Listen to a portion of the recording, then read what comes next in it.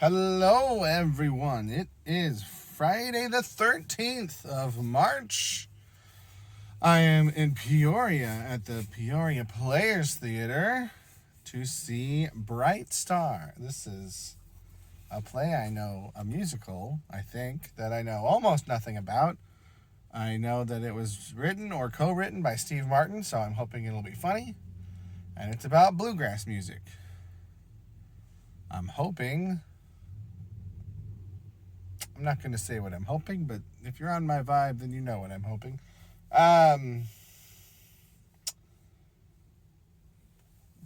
Consider this a clue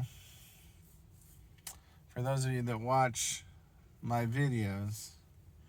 Since yesterday was a Sherlock Holmes play, consider this a clue, this segment, that something in my video yesterday was deceitful. Something was dishonest. Something was not as it seemed. And if you think you can figure it out, comment down below what you think it is. And if you're right, I'll let you know. But I'm going to go. This is the first time that I've chosen will call. And depending on how this play goes and how much I have to say about it, I may get into a weird tangent about will call in the second portion of this video. But I don't know how early I can pick it up. It's about 9 to 7 right now, and the show doesn't start till 7:30. So I plan to get here at 7. I'm a little early, so I'm gonna head in, see if I can get my ticket. Otherwise, I'll just hang out inside. But let's get to it. Okay, this might be my toughest one of these. So let's talk about Bright Star.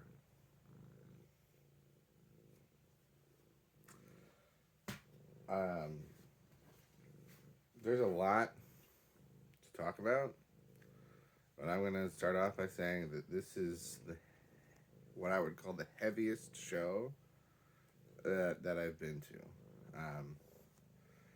The show that I don't use the name of, about the performer formerly known as Louise, that was also pretty heavy in parts. Well, not even in parts. That was pretty heavy throughout. But as I talked about with that show, I couldn't really get into it because all of the characters were terrible people. So I didn't really care what happened. So it didn't hit me as much. Here, I would say there's one character that is a terrible person and remains a terrible person throughout. But he's not a main character. And then there's another character that is a terrible person and makes a terrible choice. But by the end, I don't want to say he's redeemed, but he has recognized his mistake and he has changed. And he is forgiven by the person that he wronged. But it's, again, not a main character. As far as the main characters go, they are flawed and they make mistakes. One of them makes a pretty big mistake, but you can understand where they're coming from, and you can understand how they would get to that point as a human with flaws. That's not necessarily a terrible person. So all of the heavy stuff in this hit me way harder than in something like the other show. And there were times in this show that I thought I don't want to say that I was going to hate it, but that I wouldn't enjoy it because it is so heavy and the subject matter is dark. And particularly right before the end of the first act, right before the intermission, there's a scene that was, well, there are a series of scenes, a couple scenes in a row that were very hard to watch. Not because the actors were doing a great job, right? This is the first show I've been to this year where I hated one of the characters. Right, there have been characters that I didn't like or didn't care about, or they didn't grab me or whatever. This man, this actor, wasn't a great singer. He was okay, but his delivery with his part. This is the character I would classify as fully evil throughout. I hated him. And they say that that's a sign of a good actor. If you can make people hate you just by watching your performance. Um, so yeah, going into the intermission, I was not feeling good. I didn't even get up. I didn't even walk around. I just sat in my chair, kind of stewing in it. Um, and like, I didn't know anything about the plot of the show, but um, looking at the song titles and the scene names, you can kind of see where it's going. So I think that was the only thing that was kind of giving me a lifeline. And I've talked before about these director notes that they put into these programs and how sometimes they're way off base. So I had skimmed through that before the show started, but like I intentionally said to myself, like, I'm not going to put too much stock in this. These things are often not accurate. So I didn't really, there were a couple key phrases that had stuck out to me that I remember, but I didn't remember the bulk of it. And it mentioned character names, and before the show started, I didn't know who these characters were. So I went back and I reread it during the intermission, and it was comforting in a way. Um, and it talked about not forgetting the past, but facing it so that you can move forward. And that made me feel a little bit better. And then the opening song of the second act, it kind of seems like they put it in there to tell the audience, like, I know we're in a bad spot right now, but stay with us. We'll get there. Um, so that kind of pulled me back in, got my spirits up. That was a good song. A lot of the songs were really good.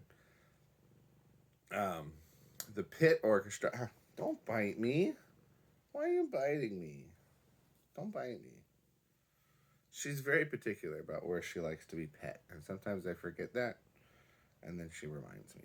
Um, the Pit Orchestra was seated at the back of the stage behind the main. Um, what's that? It's a strange sounding meow. You just ate. I don't know what that means. I'm going to stop touching you until you figure out what you want.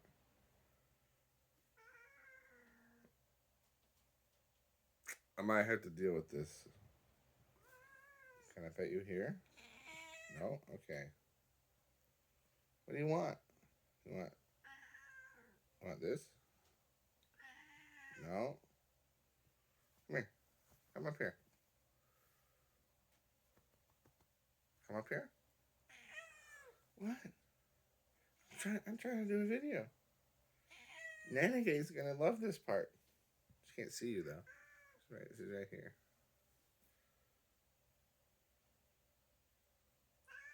Meow.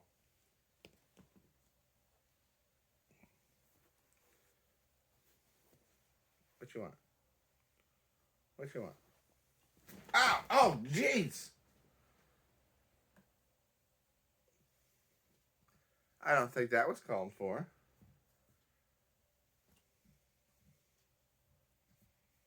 Why are you attacking me? Is it because I'm talking about bad people? I'm going to try to continue. I might have to take a break, though. And I'm also going to cover up my foot. Oh, she's coming again. Hold on. She has drawn blood. I'm being bullied by my cat. I don't know what's going on with her. Anyway, the opening song of the second half kind of like holds your hand and tells you it's going to be okay. There's still a lot of heavy stuff in the second half, but it's mostly other characters finding out what we already know. Oh, I was talking about the pit. So the pit's but like behind where the main actors are, but you could see them on stage, and they were all dressed kind of period appropriate in clothing and costumes that fit the whole vibe of the show. So that was kind of cool. Um, it's pretty easy to tell where the story's going and where the resolution is coming from. And I'm not one of those people that's usually like, oh yeah, I totally knew it was gonna happen. I totally saw the twist coming. Blah, blah, blah. I'm not saying that. I'm just saying I don't think the show tries to hide it. I think it sets it up pretty obviously. Um, but there are a few things that happen throughout that are like, okay, I think I know where it's going, but like this part doesn't make sense yet, or I don't understand this part of it yet. And they walk you through all of that. And so I would, some people might call it convenient, but I would say it earns it. And it's a story. I think they said it was based on a true story, but that doesn't really mean all that much. I meant to look up the actual events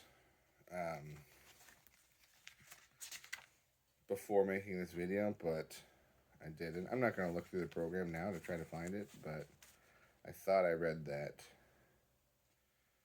it was based on a true story. Um, I will say I did intentionally wait until I'm now recording this on Saturday morning rather than Friday night. It was late Friday night, but I could have still made a video, but I was just like, I need some time to process this and sit with it and digest it before making my video. Um, and like I've never actively made that choice before. Usually when I do this part the next day, it's just because I'm tired and want to go to bed. I'm going to try to get out of the doom and gloom a little bit here. This show had, I think, what I would say, the most dynamic staging of things and people moving of anything I've seen this year. So whoever the stage manager or whatever for this show was, props to you. The main set piece, there wasn't like a backdrop. There was like a big screen that they were shining lights on to kind of change the vibe and change the mood and show the stars and stuff like that, but there wasn't like a big backdrop. But the main set piece was like a big house, and they had the frames of the walls up and the frames of the roof, but there wasn't actually a roof on it. It was just framed out that way. But like each side was a little bit different. Some of them were pretty open so that people could walk through easily. One of them had a wall and a doorway and then a little porch. And then one of them had a little, like it was built up. How do I show this? If like this is the corner post, it was kind of built up on both sides. And it had like shelves and some different props and stuff that were used throughout. But the whole thing was on wheels. So these not even just stagehands, but like cast members are constantly rolling it around and spinning it to get these different sides, and characters are on it as it's spinning and like walking through it like a revolving door, and it was all very visually intriguing. And I was sitting very close. I was in the second row. I think that's the closest I've sat all year. I sat pretty far back the first time I was at this theater, so I wanted to get a different vantage point for this show. But then they had all these other set pieces for different scenes, and it was almost like they were all modular, because they would turn this thing this way and then bring in this thing and then connect it to this other thing for this scene, and then okay, take that away and then zoom this over here for the, and then spin that around. And it was very, like I said, very visually interesting, very dynamic. The way the actors moved around the stage, sometimes just getting from one spot to another. I don't want to say choreographed. It would be choreography because that's just what it is. But that sounds like it's dancing. But sometimes it's just like the way they're walking and the way they're stepping and the way they're moving to get from point A to point B. It was really, really interesting to watch. I keep using that word interesting. I wish I knew better words. But just the visual spectacle of it all throughout. There were many times that I found myself not watching the main actors in the scene because I was just watching all this other stuff that happened in the background or on the sides, and there would be times where characters would be talking about about dancing or about fishing or about this or that, and like sometimes it was things that they had done, or sometimes it was things that they wanted to do or were going to do or whatever, and we would see other cast members kind of acting that out as the two main cast members were over here sitting and talking. Um, and it's the kind of thing where if it had just been the main characters talking, it might have been boring. But if they had been acting it all out themselves, it might have been distracting and disorienting. So by having these guys be the focal point, telling the story, and then this other stuff happening as kind of visual spice, it was very. I'm going to say the word interesting again. It was very engaging. That definitely stood out to me. Both, like I said, in the movement of the people and the set pieces and the ways in which the set pieces were used and reused. I really, really enjoyed that. Music was pretty good. There weren't a ton that were, I would say, super catchy. A couple. But, I like bluegrass music. I don't listen to it a lot. I don't like country music, and I despise like stadium country, fake country music. But bluegrass and folk music I like a lot. I just don't actively listen to it, but that's the kind of music for me that like even if you're not familiar with it, you can get into it really well. Like a pop song or a rock song, I feel like sometimes you have to listen to a few times before you can get into it. But bluegrass music is just like, yeah, we're here and I'm on the train with you and take me for a ride. And so even though I didn't know any of these songs, they were very welcoming songs that brought me in. And the musicians were very good. I will say, me personally, I've got this weird thing with violin, with listening to violin, where unless it's a very, very good player, most of the time when I hear someone playing the violin, it sounds out of tune to me. And I'm not someone that has a really good ear for pitch. I play out of tune a lot on my brass instruments, on my string instruments. I don't notice when my piano's out of tune. Like I don't have a super strong pitch, and I don't really notice it much with cello and bass string bass when I'm listening to those instruments. For some reason, there's something about violin that just really sticks out to me, and I don't know if it's like the slidiness of it, or with the notes being so close together on such a small fingerboard. Little movements can have big impacts on the sounds. So while I like listening to good performers on violin, usually, if it's a younger group or even like a college group, like when I had friends in college that played violin, I was just like, I don't really want to go listen to this because something about it just sticks out to me weird. There was only a very small amount of that last night. So that violin player must have been pretty good.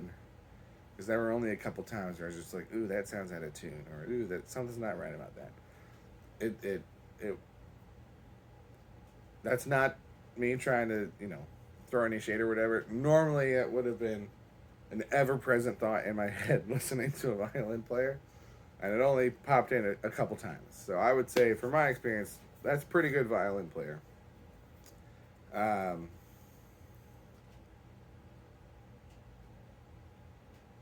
I would also say, so like not knowing anything about this show, it took me a while to figure out who the main characters were and how they all related to each other. Because, when you break it down, there's basically, there's like the one main character, but I would say there's like two or three main characters, 2.5 main characters. Um, but it took me a while to figure out who those were, and so at the beginning it was a little bit overwhelming because each big song was like someone else singing it, and it's like it makes sense because they're introducing you to the characters. But I'm just like, okay, how do these people play into each other? And the time period, there's like a 20-year difference between where the different scenes are set, and the narrative is the only thing that lets you know which is which. There's a little scene where like someone changes her clothes and her hair, so like you can see that she is now back in the old time scenes. But I wouldn't say it holds your hand through those transitions. But like once you know what's going on, it becomes clear. But early on, I was just like, okay, are these two different actors playing the same character at different points in time? And there's none of that. So it just took me a while to get my bearings. But it's that's why I usually, if there's a movie version of something, I'll try to watch it before something that I've never seen before, just so that I kind of have my bearings before going in. And I didn't have that for this, so it took me a while, but I got there. I made it there okay. Um, but I will say, I think there's one song, one scene that I would consider superfluous to the story. Other than that, it's pretty. What's the word I'm looking for? It's pretty focused. Like they trimmed most of the fat out, and it wasn't super long because when I saw Young Frankenstein at this place, it was like 3 hours. So I was like, is every play that this place does 3 hours? But this one was just a bit over two, and it didn't feel super long. It was paced well. So like I said, they trimmed most of the fat. It was pretty well focused, but I think there's one song that's a little bit superfluous just because it doesn't drive the main point home, and the song itself isn't about any of the main characters. But one of the main characters is involved with it, and it kind of helps him on his own character arc and his own personal development throughout the show. So like, I don't think it's 100% superfluous. It's just not quite as focused as the rest. And kind of set that over aside here for now. There's one scene where I feel like things move a little bit too quickly. Information is revealed a little bit too quickly, a little bit too conveniently. And so, me personally, I'm critiquing Steve Martin of all people. Um, I would have preferred for this somewhat superfluous scene. It's a whole song and dance number, and it was good. It was again visually interesting, very dynamic. The dance was done in a way that I enjoyed, which I don't always do. So like, I hate to say that it shouldn't be there, but in terms of the narrative, that could have been just a very short interaction between two people and not a big whole song and dance number. And I would have preferred an additional scene, um, kind of in one of the reveal scenes, getting all the characters kind of working through this reveal that they all have together, because as it is, it's a little bit hand wavy. It's a little, and that would be a lot more boring to watch. So I'm not. I get why they didn't do that, but to me, the story and the characters come first. So I would have preferred a little bit more focus on that and a little bit less focus on this other thing. But it's a pretty small gripe for a show I knew nothing about, characters I knew nothing about, for a show that deals in heavy themes and events. And I will say the big song and dance number that was pretty light. So it could be that it was decided that needed to be there for the emotion of the story to help get people to the end. And maybe if it hadn't been there, then I'd be critiquing that there should have been some lighthearted there. So like, I'm sure Steve Martin knows what he's doing, but that's just how I absorbed it. So this has gone on way longer than I thought it would. Like I said, I had a lot to say about it. Um, I can't say necessarily that it's a show I would recommend because, like I said, parts of it are very hard to watch because the actress did a very good job. I can't say it's probably something that I will seek out in the future, but I will say that I'm glad I saw it. There's a lot of shows happening in my area this weekend, and I very nearly decided to go to a different group's production of a show that I've already seen, just to see a different take on it and stick with the familiar. And there were a couple shows that I hadn't seen yet, but I know there were other groups doing later in the year, so I'll have a chance to see them later. So I eventually decided to go see this because I hadn't seen it yet, and it's not on my list for anywhere else this year. In the venues that I'm looking at, so I was like, I better take this chance while I have it, even though I don't know it well. So I'm glad I made that decision. I'm glad to have seen it, but it's not the kind of thing that I'm like, oh my gosh, you guys gotta go check this out. It's so good. And it's not something that if I see it up again, I'm gonna be like, oh, I definitely gotta go see that. You know, it's the kind of thing that if someone else goes to see in the future and they ask me to tag along, I'll be like, okay, yeah, but let me warn you about it. Um, but I might. It is the kind of thing that I might pull some of the songs into my rotation of things that I listen to. What's the one that I really liked? Let me find that for you here. "Sun's Gonna Shine" is the opening song of Act Two, and that's the song that's just like, in the context of the show, it's just like, hey man, we're gonna get through this together. It's all right. But even outside, it's just a very positive song. It's the kind of song that a school might put on their concert if they're doing a concert theme of positivity and things like that. But a lot of these songs are pretty good. They're just more tied to the plot. "Sun's Gonna Shine" is more tied to just the vibes and the feelings. So I feel like that's the one that, if you're gonna look up a song from the show, look up that one. But yeah, I mean, there was not. How do I want to say this?